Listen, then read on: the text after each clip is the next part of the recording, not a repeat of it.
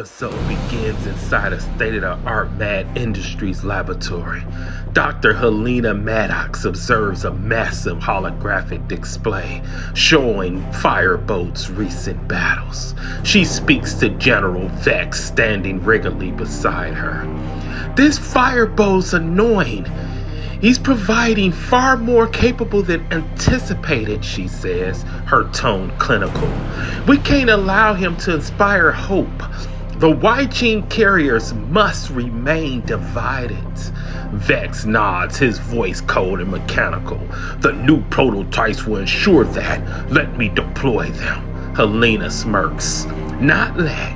Let him gather his little rebellion. The bigger the fire, the easier it is to extinguish." The camera pans to a massive containment chamber.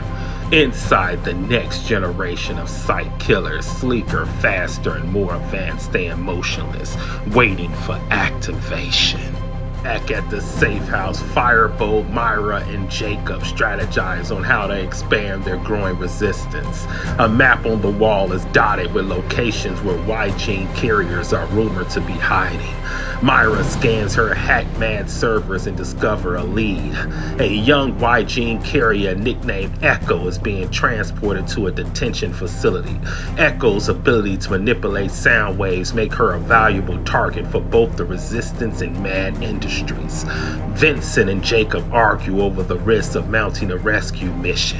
Jacob, still recovering from their last battle, is reluctant to throw himself into another fight. "We barely survived last time," Jacob says, pacing a room. "This isn't a game, Vincent. These Psych killers aren't gonna stop coming." "I know," Vincent replies, his voice firm, "but we can't stop either. Every Y-Gene carrier they take is one less chance we have to fight back. Are you with me or not?" Reluctantly, Jacob agrees, but tension lingers between the two. Resistance plans an ambush on the convoy transporting Echo. Myra provides surveillance, hacking into Mad drones to track the convoy's movements. The team prepares for battle with Vincent leading the charge. The scene transitions to a desolate stretch of highway outside the city where the convoy, escorted by two Psych killers, speeds through the night. Vincent and Jacob set up an explosive trap, forcing the convoy to swerve and stop. The ensuing battle is chaotic and intense. Vincent flames illuminate the darkness as he takes on one Psych killer, dodging his blade like appendages and countering with devastating fire blasts. Jacob uses his technetic powers to throw debris, pinning a second Psych killer against a wall. Inside one of the vehicles, Vincent finds Echo, a terrified teenage girl with glowing, pulsing eyes. When the Psych killers regroup, she instinctively unleashes her power, sending a sonic wave that shatters their circuitry. The group narrowly escapes, but not before General Vex, watching remotely, notes Echo's powers. "She'll make a fine addition to my collection," Vex says darkly. Back at the safe house, the team celebrates their success, but underlying tension begins to surface. Echo, traumatized from her experience, is weary of Vincent's leadership. "You're just like them," she accuses, "using people like me to fight your war." Vincent tries to reassure her, "This isn't about me, it's about us." Jacob, still recovering from the ambush, voices his doubts. "Maybe Echo's right.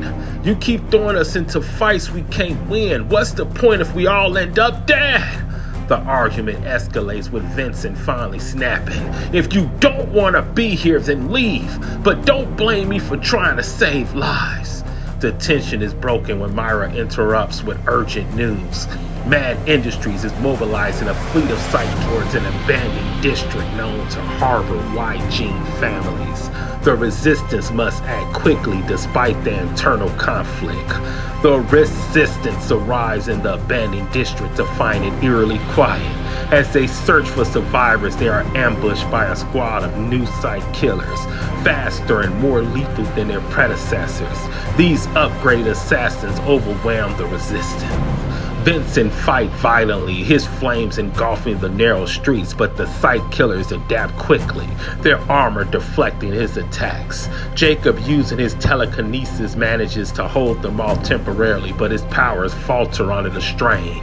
In the chaos, Echo finally steps up. Harnessing her sound wave ability, she emits a piercing frequency that disrupts the Sight Killer's systems.